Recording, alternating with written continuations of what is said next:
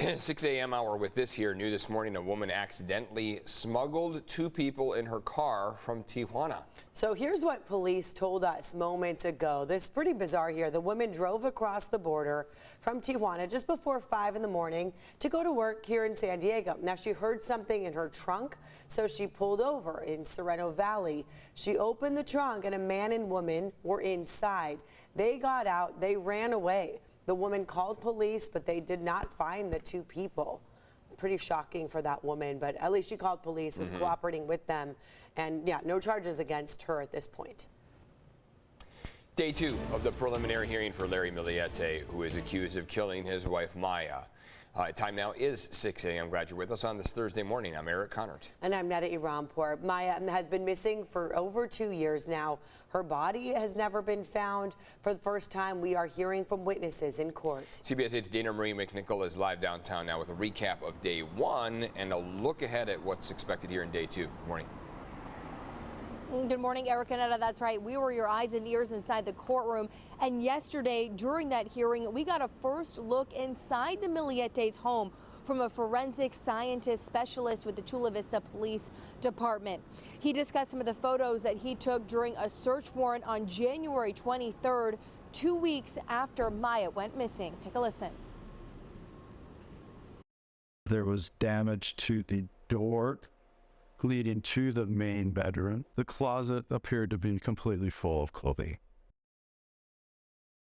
Now, you just heard from David Garber pointing out damage in the home's bathroom and master bedroom. The prosecution also pointedly asked Garber if any clothes or makeup or other personal items appeared to have been removed or were missing. Now, one of the biggest challenges in prosecuting this case is the fact that Maya's body has never been found. Last time we spoke with the family last year, they said this preliminary hearing is something that they've been looking forward to because it could give them an insight into some of the evidence, maybe even some closure. Larry Milliete's attorney told us that her client would not be taking the witness stand and that she does not plan on calling any witnesses during the estimated 2-week hearing. Coming up at 6:30, I'm going to break down the first witness prosecutors called to the stand. She was the woman who helped Maya Miliete make an appointment to see a divorce attorney before she vanished. So stick with us. I'm live here in downtown San Diego for CBS 8. Dan Marie, thank you. And coming up here at 6:30, we're going to hear from a legal analyst about what has happened so far in court and the defense attorney's strategy. So stay tuned for that. We do have this information now just coming into our newsroom. U.S. consumer inflation slowed once again to 6.5% over the past year. This report was just released by the Labor Department here early this morning. This is the 6th straight year-over-year decline. Economists hope this news will prompt the Federal Reserve to then scale back on those interest rate hikes. San Diego Mayor Todd Gloria expressed hope and optimism as he delivered his 3rd State of the City address. Listen. What I know for sure is that this city, our city, has the resilience, the resolve, and the grit to scale that mountain. And it's because of this that tonight I can say that the state of our city is rising. Gloria highlighted efforts to address housing and homelessness, but another top priority for him is our crumbling roads. Between repaving and resurfacing, we are repairing 283 miles of city streets this fiscal year, over 40% more than the prior fiscal year. And hear me very clearly tonight, next year we will do even more. This includes sidewalks and streetlights. He also has plans to hold those accountable who dig up the streets for underground repairs and don't always leave them in good condition. The city is also focused on being fully staffed and competitively paid. And the mayor also focused on fentanyl, and he wants to hold dealers accountable. Before his address last night, Mayor Gloria signed an executive order to speed up home building. CBS 8's Chris Groh is live along Harbor Island now with how this could help San Diego's housing and homelessness crisis. Good morning.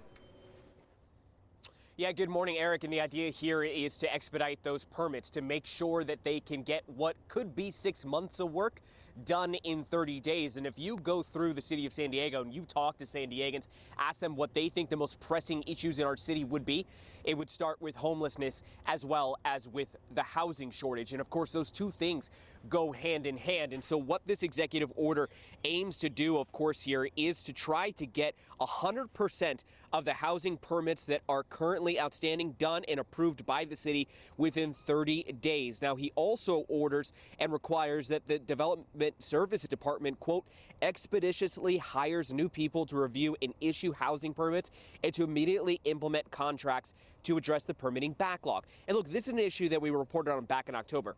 The city actually saw a decrease in the issuing of permits for affordable housing in 2021 compared to previous years. And this is the data. It all comes from the California Department of Housing. It says that the city issued 451 permits for low to low income housing units in 2021. That's the lowest number since 2018. In fact, in 2020, there were 1,254 low to low income housing units that were permitted. So more than 800 permit drop off there. Now, during last night's State of the City address, Mayor Gloria also had this to say about the homeless and housing crisis. The reality is there are San Diegans who are simply not able to keep up with the rising cost of living. And it is clear that we must focus more attention on the upstream causes of homelessness.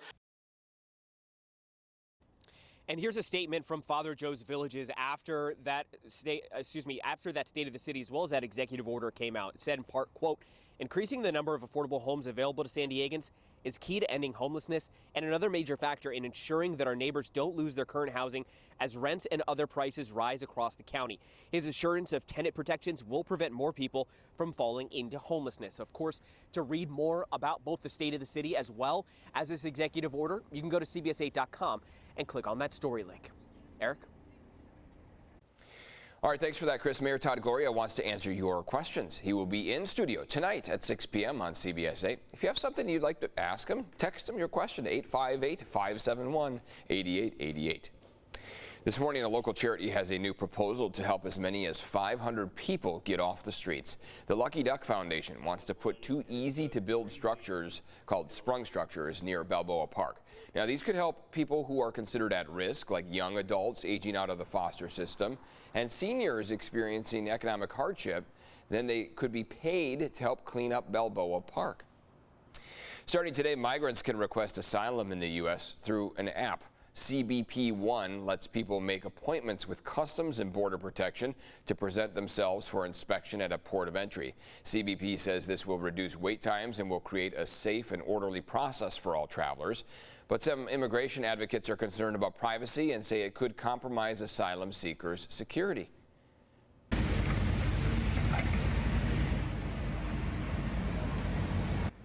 Take a look at what's happening right now. Crews all across our state, up and down California, cleaning up this massive mess left behind the series of atmospheric river storms. The weather has been blamed for more than a dozen deaths across California now. Heavy rain bringing widespread flooding, as you see, triggering these mudslides, boulders coming down the sides of hills, areas that are scarred by wildfire, seeing that especially. A climatologist with NOAA says this damage could cost our state $1 billion.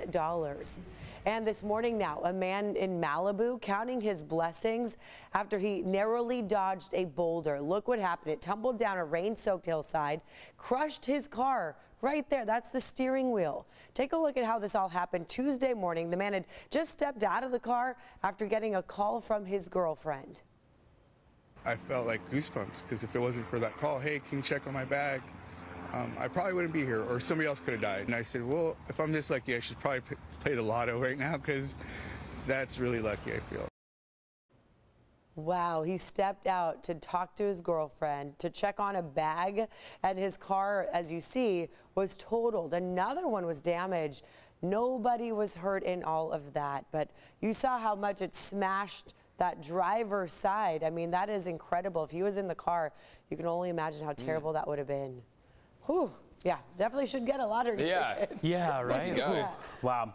Hey, we've got the risk of more flooding, more rock slides, mudslides, similar to what we've seen across Northern California and Central California into this upcoming weekend. We here in San Diego continue to get kind of the trailing end of each of these storms, and that's going to be the case as we head into this weekend. Saturday is going to be our first opportunity for that rain, and then it will continue through Sunday, Monday, and tapering off by Tuesday. You saw that gorgeous sunrise out there from Mount Soledad. Temperatures this afternoon, because of offshore winds, are going to be in the upper 60s and low 70s. We're warming by about 10 degrees compared to yesterday, with plenty of sunshine out there. But to start off the morning, we're chilly. So keep in mind right now we are mostly in the 40s. There are even some low 40s at that. 43 right now in El Cajon, 41 in Escondido. So definitely a colder winter morning, similar to what we saw yesterday in the 40s, some 50s out there, but we'll start to warm up rather quickly once the sun does come up. As far as satellite radar imagery goes, you can see how there are some clouds up around the San Luis Obispo, Santa Barbara area, but from LA south all across the Bight, really,